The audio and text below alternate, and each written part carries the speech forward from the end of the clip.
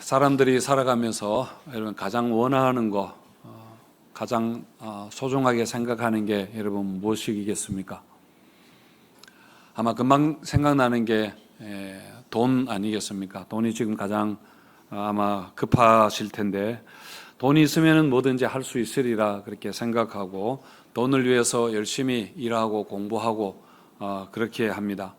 물론 돈이 있으면 굉장히 편리하고 우리에게 돈이 정말 필요해서 좋은 것이지요. 그렇지만은 우리는 돈이 전부가 아니라는 거 우리가 잘 압니다. 돈은 수단이지 목적이라고 생각하지는 아마 않을 것입니다. 자, 그렇다면은 여러분 건강이 가장 원하는 것이겠습니까? 아마 돈보다는 건강이 더 중요하다 생각합니다.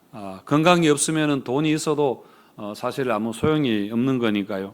그래서 사람들은 건강을 위해서 많은 애를 씁니다. 운동을 하고 건강에 소중한 것을 아는 사람들은 운동도 하고 좋은 것도 먹고 이렇게 약도 먹고 그렇게 합니다. 그렇지만은 건강하다고 또 다 행복한 것은 아니죠. 청년들 대부분 건강하지만은 그렇다고 모든 청년들이 다 행복하게 사는 것은 또 아닙니다. 자, 그렇다면 여러분 자유를 가장 원하고 자유가 가장 소중한 것일까요? 분명히 자유는 돈보다 건강보다 명예나 권력보다 더 중요한 거라고 생각합니다. 어떤 면에서 목숨보다 중요한 것이 자유일 것입니다.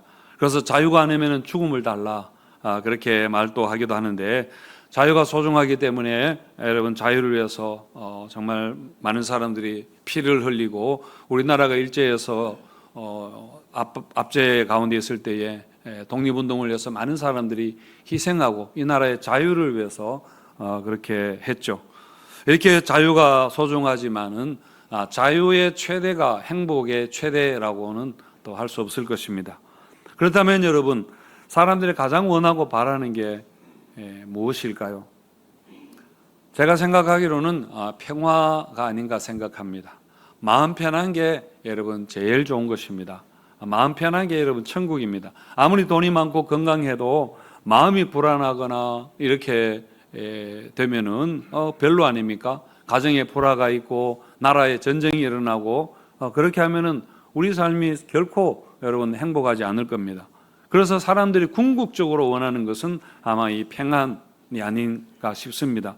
돈이 많이 있으면은 그래도 평안이 있을 것 같아서, 그리고 또 건강해야 평안이 있을 것 같고 또 자유가 있어야 평화를 누릴 수 있을 것 같아서 그렇게 하는 겁니다. 그래서 평화를 위해서 여러 가지를 하죠. 뭐 명상을 하는 분들도 있고 또 어떤 분들은 술을 마시기도 하고 또 신경안정제를 심한 분들은 신경안정제를 먹으면서 마음의 불안 대신에 마음의 평안이 있기를 그렇게 바랍니다. 이렇게 모든 사람들이 평화를 원하지만은 또 모든 사람이 평화를 다 누리는 것은 그렇게 아닙니다. 자, 오늘 우리가 배울 하나님의 이름은 네 번째로 여호와 살롬입니다. 살롬, 하나님은 평화이다 라는 뜻입니다. 살롬은 구약에서 자주 나오는 단어이고 이스라엘 사람들이 좋아하는 인사할 때도 살롬 이렇게 한다고 하는데요. 이런 성경 단어들이 이스라엘의 역사와 문화적인 상황에서 사용하는 것이기 때문에 오늘 우리가 그 단어들, 성경의 단어들을 이해하려면은 여러 가지 구체적인 그 상황을 살펴보아야 하지만은, 그러나 여러분 기본적인 뜻은 우리도 충분히 이해하는 것처럼 평화, 평안, 화목함입니다. 특별히 법적인 상황에서는 거래가 끝났다, 채무를 다 이행했다, 빚을 다 갚았다라고 할 때에도 이 단어를 그렇게 사용을 했는데, 결국은 거래가 끝났기 때문에 빚을 갚았기 때문에 오는 그 마음의 상태, 그게 평화인 것이죠. 그래서 조화롭고 그 정상적인 관계가 되었다는 말입니다. 여호와 샬롬이라는 단어가 이름이 나오는 곳이 바로 사사기입니다. 사사기는 이스라엘의 사사시대에 있었는데 그 시대의 일을 기록한 성경입니다. 그 사사시대의 특징은 한마디로 말하면 혼란과 불안이었습니다. 사사기 21장 25절이 사사기를 아주 잘 요약한 그 말씀인데, 그때에 이스라엘의 왕이 없으므로 사람이 각기 자기의 소견에 옳은 대로 행하였더라. 이게 바로 사사시대의 이야기입니다. 왕이 없었다는 것은 그야말로 강력한 리더십이 없었다는 말입니다.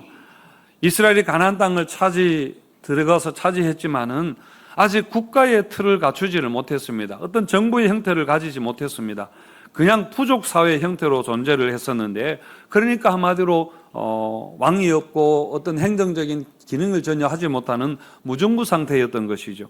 그리고 또 왕이 없었다는 말의 의미의 또 다른 것은 영적으로 굉장히 혼란한 상황이었다는 말을 하는 것입니다.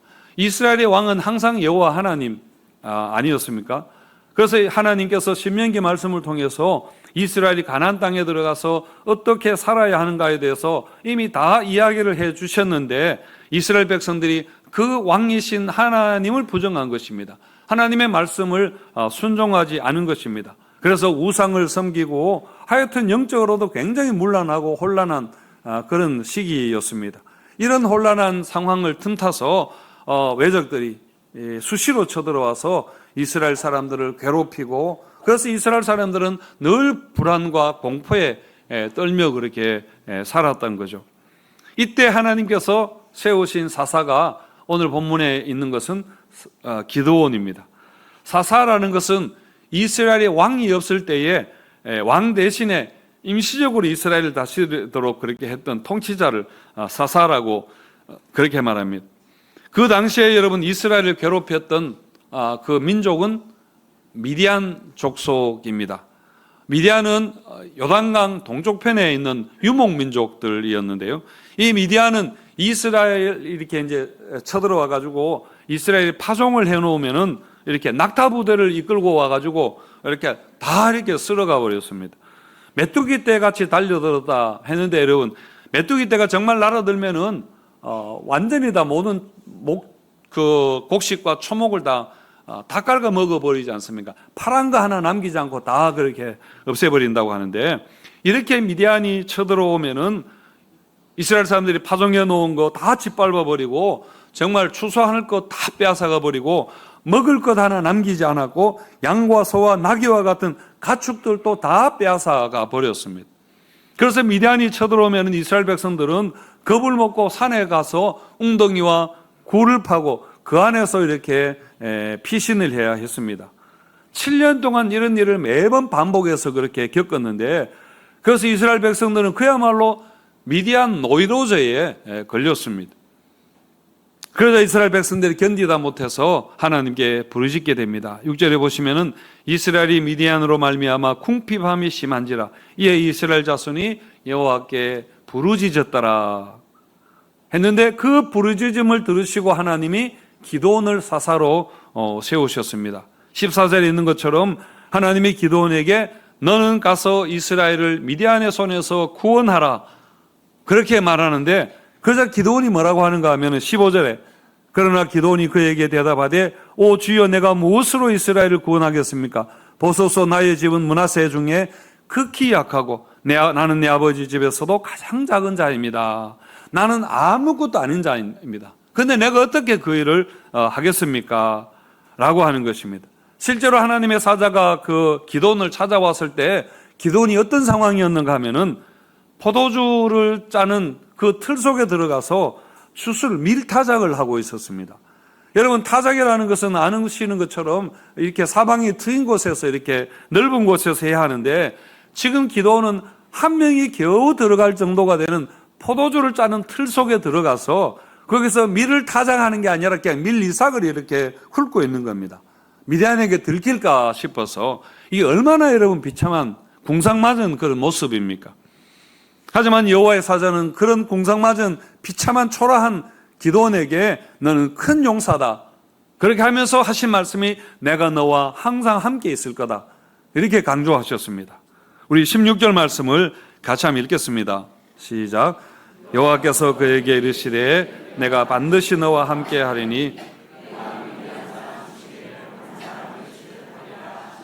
예, 이렇게 하니까 기드온이 이제 뭔가 이게 대단하신 분이구나 싶어서 하는 이야기가, 지금 나에게 말씀하는 당신이 정말 주가 되신다는, 하나님이 되신다는 표징을 내게 보여달라 그렇게 말합니다. 그때 이제 여호와의 사자가 불을 내어서 그 반석 위에 놓아둔 재물을 다 그렇게 불로 사르는 그런 이적을 보여주었습니다. 마치 모세가 하나님이 부르셨을 때에 내가 누구이기에 바로에게 가겠습니까? 했을 때 하나님이 모세 손에 있는 지팡이를 가지고 뱀이 되게 하고 놀라운 이적을 보여주신 것과 같은 것이죠. 그렇게 하니까 기드온이 이제서야 하나님이 자기를 찾아오셨구나, 이게 범상한 일이 아니구나 하는 것을 알게 됩니다. 그리고는 하나님을 만났으니까 마음에 두려움이 있게 되는 것입니다. 우리 22절과 23절도 읽어보겠습니다. 시작. 기드온이 그가 여호와의 사자인 줄을 알고 이르되 슬프도소이다. 주 여호와여, 내가 여호와의 사자를 대면하여 보았나이다 하니 여호와께서 그에게 이르시되 너는 안심하라, 두려워하지 말라, 죽지 아니하리라 하시니라. 당시 사람들은 사람이 하나님을 보면 죽는다고 생각했거든요. 그래서 기드온도 나도 죽었구나 그렇게 생각했는데, 그러자 하나님이 기드온에게 안심하라, 두려워하지 말라, 네가 죽지 아니하리라 그렇게 하셨는데, 안심하라라는 말이 바로 샬롬 하는 것입니다. 하나님이 기드온에게 샬롬 하면서 그렇게 찾아오신 거죠. 그 말을 듣고 기드온이 제단을 샀습니다. 그리고 그 제단을 여호와 샬롬이라고 그렇게 불렀습니다. 그래서 24절에 기드온이 여호와를 위하여 거기서 제단을 샀고 그것을 여호와 샬롬이라 하였더라 이렇게 했습니다. 기드온이 여호와 샬롬이라고 이렇게 부른 것은 두 가지 의미일 것입니다. 첫째는 자기가 하나님을 대면하여 보았지만은 죽지 않는다 했으니까 내가 하나님과 기드온 사이에 평화가 임했다라는 의미로 그렇게 그 말을 했고, 다른 한 가지는 이제 하나님께서 우리 이스라엘에게 평화를 주실 거구나 라는 그런 의미로 여호와 샬롬이라 그렇게 말한 것입니다. 자, 그런데 이 샬롬을 위해서 해야 할 것이 있었습니다. 물론 전쟁을 해야 하지만은, 전쟁을 하면은 반드시 승리할 것이지만은 그 이전에 해야 될 것이 25절과 26절에 나오는 것처럼 기드온 아버지 집에 있는 바알과 아세라 그 우상의 제단을 헐어버리고 그 우상을 부수는 일이었습니다. 그러니까 그 당시에는 기드온 집만 해도 바알과 아세라 우상 같은 것들이 집집마다 하나씩 다 그렇게 있었다는 이야기이죠. 얼마나 정적으로 혼탁했는가를 알 수 있습니다. 그래서 그것을 기드온이 가서 다 그렇게 부수고 대신에 하나님을 위하여 제단을 쌓으라, 그리고 하나님께 번제를 드리라 그렇게 말했습니다. 여러분, 샬롬을 위한 조건이 바알 우상을 치우고 하나님께로 돌아와야 한다 하는 것입니다. 그래서 기드온은 그렇게 실행합니다. 밤에 종들을 데리고 가서 우상의 제단을 헐어버립니다. 낮에 가면은 그 동네 사람들이 야단나니까 밤에 몰래 가서 기습해서 그렇게 헐어버리고 우상을 다 찍어버렸던 것입니다. 그리고는 이제 전쟁에 나가서 미디안을 물리치게 되는 것이죠. 그게 여러분 7장에 나오는 말씀입니다. 이처럼 사사시대, 특히 기드온 당시에 이스라엘에게 가장 필요했던 것은 여러분 평안이었습니다. 당시 상황이 너무나 불안하고 그렇게 혼란했기 때문이죠. 이러한 때에 하나님은 안심하라 하시면서 여호와 샬롬 하나님으로 자신을 그렇게 나타내신 것입니다. 자, 여러분, 오늘 우리에게도 이 불안의 문제가 있습니다. 이 불안의 문제는 굉장히 우리에게 심각한 문제이죠. 불안과 염려가 정말 미디안 군대처럼 우리에게 막 이렇게 밀려올 때가 있습니다. 그래서 어떨 때는 그것을 감당하지 못해서 우리가 공황장애가 오기도 하고 그렇게 되기도 하는데요. 그래서 여러분, 오늘 우리에게도 이 샬롬이 얼마나 절실한가, 얼마나 이 샬롬의 은혜가 우리에게 필요한가 하는 것이죠. 우리의 과거의 상처, 우리가 격동기를 살면서 우리가 제대로 사실은 이런 성품 교육이나 이런 거 제대로 우리가 못 받았잖아요. 그래서 많은 상처와 나쁜 말에 의한 이런 경험들이 많이 있습니다. 거기에서 흘러나오는 불안이 여러분 계속해서 쓴뿌리처럼 우리를 괴롭히기도 하고, 그리고 또 여러분 미래에 대한 불확실한 것 때문에 걱정을 해야 된다, 걱정을 해야 대비가 된다 라는 것은 잘못된 생각을 가지고 계속해서 우리는 걱정을 해야만 하는 그런 이 정말 치열한 시대를 우리가 살고 있습니다. 그리고 또 부모님들의 지나친 기대가 아이들에게, 그것을 감당하지 못하는 아이들에게 불안이라는 것을 습관을 만들어버리기도 하고, 또 다른 사람들의 시선과 판단에 얼마나 요즘 우리가 민감하게 그럽니까? 그러다가 자신에게는 정작 집중하지 못하고 그래서 자아 갈등이 일어나게 된 것이죠. 그게 자기의 성향이 되어버렸습니다. 그래서 항상 이게 우리 마음이 뭔가 모르게 불안하고 그렇습니다. 요즘은 소셜미디어에서 끊임없이 쏟아지는 수많은 정보들, 그 정보들이 오히려 우리를 더 불확실하게 하고 더 우리를 불안하게 하고 그렇게 한다고 하는데요. 요즘 결혼이 점점 늦어지게 되고 출산율이 떨어지고 사실 모든 현상들 가만히 보면은 여러 가지 사회적인 요인이 있겠지만은 심리적인 요인에는 전부 불안이 일으켜내는 만들어내는 그런 현상들이라고 여러분 볼 수 있습니다. 여러분 이런 불안의 문제를 해결하기 위해서 국가적으로도 굉장히 애를 많이 쓰고 불교에서도 요즘은 막 굉장히 이걸 포교의 도구로 삼아야 되겠다. 이런 불안의 시대에 우리 불교가 뭔가 해야 되겠다라고 많이 애를 쓴다고 하는데 여러분 불안의 문제에 대한 가장 근본적인 해결책 여러분 그것은 바로 여호와 샬롬이신 하나님께로 돌아가는 것입니다. 우리가 하나님을 의지하는 것입니다. 기드온이 여호와의 사자에게 이렇게 말하는데 우리 13절을 같이 읽어볼까요? 시작. 기드온이 그에게 대답하되 우리와 함께 계시면 어찌하여 이 모든 일이 우리에게 일어났나이까? 우리 조상들이 일찍이 우리에게 이르기를 여호와께서 우리를 애굽에서 올라오게 하신 것이 아니냐 한 그 모든 이적이 어디 있나이까? 이제 여호와께서 우리를 버리사 미디안의 손에 우리를 넘겨주셨나이다 하니. 그러니까 기드온을 비롯한 당시 사람들의 그 생각인 것입니다. 하나님이 우리와 함께 계시지 않았기 때문이다. 하나님 우리를 버리셔서 미디안 손에 넘겨주셨기 때문이다 라고 그렇게 말합니다. 마치 원망하는 것처럼 그렇게 말하는데 사실은 여러분 이게 맞는 말이죠. 이 모든 문제의 원인은 이스라엘이 하나님께 불순종했기 때문에 하나님이 함께 하시지 않는 것입니다. 불순종했기 때문에 하나님이 그들을 버린 것입니다. 우상을 섬겼기 때문에 그런 것입니다. 그래서 하나님이 떠난 것에 사실은 근본적인 문제가 있는 것이죠. 하나님 원래 약속하신 것은 이건 아니거든요. 아주 가난에 들어가면 행복하게 살 거라고 약속했는데 이스라엘 스스로 이런 지경을 만들어버린 것입니다. 그래서 하나님이 그들을 버리셨고 그들과 함께 하지 않았기 때문에 이런 상황이 온 것입니다. 따라서 여러분 샬롬은 바로 하나님과의 바른 관계에서 오는 것입니다.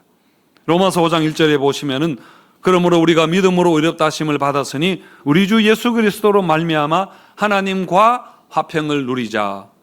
여기서 하나님의 화평을 누리자라고 하지 않고 하나님과 화평을 누리자 했습니다. 여러분 하나님의 화평, 하나님의 평화를 누리려면 먼저 하나님과 화목해야 됩니다. 여러분 하나님의 평화는 하나님과 화평하는 자에게 주시는 선물이거든요.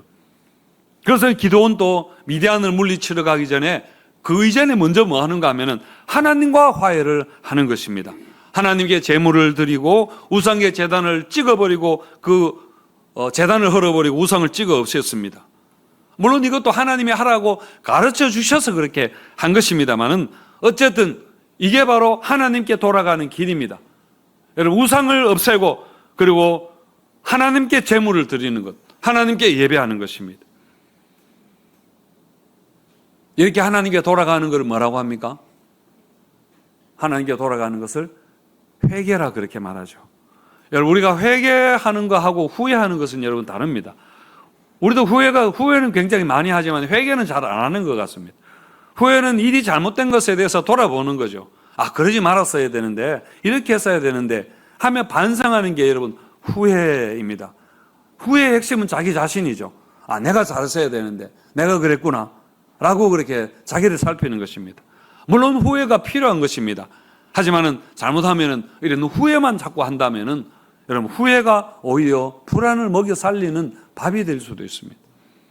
하지만 여러분 회개는 그렇지 않습니다.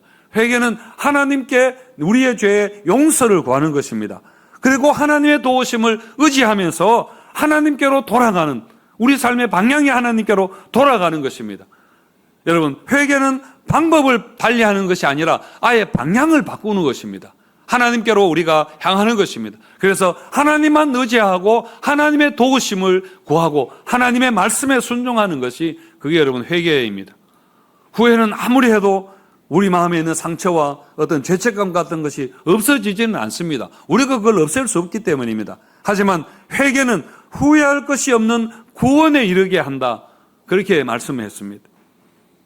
여러분, 우리에게 불안과 두려움이 있는 것, 물론 여러 가지로 요인들, 문화적인 요인, 사회적인 요인, 심리적인, 생물학적인 많은 요인들이 있겠지만 근본적으로 들어가 보면 그 가장 근본의 원인은 하나님과 관계 문제입니다. 하나님에 대한 불순종의 문제인 것이죠. 여러분, 불순종이라고 하는 게 꼭 죄를 짓고 나쁜 짓을 하고, 여러분, 그걸 불순종이라고 하는 게 아니라 내가 내 인생의 주인이 되어서 내 능력과 지혜를 의지하려 하며 사는 것, 하나님을 인정하지 않는, 그게 여러분 불순종인 것입니다. 그래서 여러분, 우리가 하나님께 돌아가야 하고, 그게 여러분 회개하는 것입니다. 그래서 우리의 바알 우상을, 우리에게 있는 우상을 여러분 치워야 됩니다. 물론 집에 지금 여러분 우상이나 뭐 부적 갖다 붙여놓고 있는 분 계시지 않겠지만은, 우리 안에서 계속 불안을 생산해내는 게 무엇입니까? 그게 여러분 우리의 욕망입니다. 욕망에서 불안이 계속해서 여러분 나오고, 우리가 능력이 부족하니까 계속 그렇게 되는 거 아닙니까? 우리는 이런 불안을 감추기 위해서 여러분 일에 중독되어 살기도 하고, 또 어떤 사람들은 종교적인 행위를 가지고 이렇게 하면은 뭔가 괜찮을 거라고 생각해서 위장하기도 하고, 뭔가 다른 것으로 자꾸 회피하고 여러분 그렇게 숨어버리고 그렇게 합니다. 여러분, 하나님 대신에 우리가 의지하는 그 작은 우상들, 우리가 집착하고 있는 여러 가지 많은 것들, 불안을 생산해내는 그것들, 여러분 그 우상들을 우리가 알고 그 우상들을 치워야 됩니다. 우리가 하나님을 의지하지 못하게 하는 그것들을 우리가 제거해야 되는 것입니다. 그래서 우리가 육신의 소욕을 따르지 아니하고 항상 성령의 인도하심을, 성령의 요구를 따라 살도록 성령의 도우심을 우리가 구하는 그런 성도의 삶이 되어야 합니다. 그래서 우리 안에 하나님의 은혜가 임할 때에, 은혜가 임하면은 육신의 소욕들이 여러분 누그러지게 됩니다. 물러가게 되는 것이죠. 여러분, 이런 여호와 샬롬의 은혜와 복이 있게 되기를 축원드립니다. 우리는 이렇게 하나님을 믿는 사람으로서 우리 안에 평안을 누리셔야 됩니다. 그게 하나님을 믿는다는 증거이니까요. 하지만 우리가 우리만 누리는 것이 아니라 우리는 적극적으로 이 샬롬을 전하는 자가 되어야 합니다. 화평하게 하는 자가 되어야 합니다. 우리는 이 사명을 우리는 감당하는 데까지 나아가야 하는 것입니다. 지금 우리가 사는 이 세상을 깨어진 세상, 브로큰 월드라고 그렇게 부르잖아요. 거울이 깨어지고 그릇이 깨어지는 것처럼 우리 마음도 깨어지고, 그래서 정상이 아닙니다. 상한 마음이고, 우리 가정도 깨어지고 관계도 온전한 게 별로 없을 것입니다. 부모와 자식 간에도 여러분 서로 상처를 주고받고 그렇게 하고, 행복해야 할 가정도 여러분 병들고 깨어진 가정들이 굉장히 많이, 엉망진창인 가정들이 여러분 굉장히 많습니다. 부부 간에도 그렇고 자녀와 부모 간에도 그렇고요. 그런 가정에서 자라는 아이들의 마음이 어떻게 여러분 되겠습니까? 아이들의 마음도 병들어 가는 것이죠. 불안 증세에 시달리는 사람들 점점 많아지고 있습니다. 그래서 우울증과 불면증으로 이렇게 고생하는 분들도 많이 있습니다. 또 스스로 목숨을 끊어버리는 그런 사람들도, 우리나라가 자살률이 1위라고 그렇게 하지 않습니까? 여러분, 이런 깨어진 세상에서 우리 교회가, 우리 성도들이 해야 될 사명 있다면은 화평하게 하는 일입니다. 화평하게 하는 자가 되어야 됩니다. 야고보서 3장 18절에서 화평하게 하는 자들은 화평으로 심어 의의 열매를 거두느니라. 화평을 심는다가 아니고 뭐 비슷한 것 같지만 화평으로 심는다라고 그렇게 했습니다. 우리가 말을 하든지 손님을 대할 때도 화평으로 그렇게 대하는 것입니다. 심지어 우리가 인사를 하더라도 여러분 화평한 마음으로 그냥 인사는 항상 하지만은 그래도 화평으로 인사를 하라는 겁니다. 제가 며칠 전에 아침에 샌드위치 사러 가게에 갔는데, 그 샌드위치 가게 직원이 아주 미소를 지으면서 마지막에 갈 때 저에게 좋은 하루 되세요라고 그렇게 인사를 하는데, 그 인사를 듣는데 너무 기분이 좋아졌습니다. 우리가 뭐 인사 항상 하죠. 어서 오세요, 안녕히 가세요. 뭐 가게 가도 하고, 뭐 전화해도 뭐 사랑합니다, 고객님, 이렇게 늘 인사를 우리가 많이 하지만은, 근데 그 직원분이 저에게 이렇게 인사할 때 정말 진심으로 하는 것 같았습니다. 그래서 제가 그 마음을 느꼈던 것 같아요. 그래서 제가 생각하기로 이렇게 사람을 행복하게 할 수 있구나. 가게 손님을 대하면서도 행복하게 할 수 있구나. 이런 말 한마디로, 인사 하나로 우리가 다른 사람을 섬길 수 있구나. 정말 우리가 이렇게 해야 되는데, 그런 생각을 했습니다. 제가 그 인사를 받고 오전 10시까지는 참 기분이 좋았습니다. 유효기간이 3시간이었거든요. 작은 예이지만은 우리가 이렇게 서로에게 이렇게 하는 것도 우리가 화평으로 심는 일들입니다. 하나님 우리에게 은혜와 복을 주셨다는데, 은혜와 복이 있다면은 이렇게 여러분 써먹어야 되죠. 이렇게 다른 사람을 위해서 여러분 써먹어야 되는 거 아닙니까? 그래서 우리가 말을 하더라도 화평하게 하는 말, 사람을 괜히 이렇게 부담되게 하고 사람을 찌르고 듣고 나면 괜히 이상하고 이런 말을 하는 것이 아니라 위로하고 격려하고, 이렇게 왜 그게 잘 안 됩니까? 그게 그렇게 힘이 드나요? 저도 마찬가지입니다만은 전쟁을 일으키는, 싸움을 붙이는 그런 말, 여러분 나쁜 말, 부정적인 말, 다른 사람에 대해서 괜히 선입견을 주는 부정적인 말, 한 가지 예의지만은 여러분 말뿐만 아니라 모든 것에 있어서 우리가 화평으로 심는, 여러분 미소로 이렇게 화평으로 심는 우리가 되어야 되겠습니다. 하나님은 우리에게 화목하게 하는 직책을 주셨다. 이게 우리의 직분이라 그렇게 하셨는데, 복음을 믿는 모두에게 주신 우리의 사명입니다. 성프란체스코 평화의 기도에 주여 나를 평화의 도구로 써주소서라는 기도처럼 여러분 정말 미움이 있는 곳에 우리가 사랑을 하고, 상처가 있는 곳에 용서를, 그리고 분열이 있는 곳에 화목을 심는 여러분 평화 사역을 감당하는 평화 사역자들 되시기를 바랍니다. 그래서 우리 성도님들 심령에도 가정에도 하나님의 평안의 복이 넘치게 되시기를 바랍니다. 그래서 이 땅에 하나님의 샬롬을 전하는 평화 사역자로 주신 사명 감당하고 주님께 쓰임받는 우리 모든 성도님들 교회가 되기를 주님의 이름으로 축원드립니다.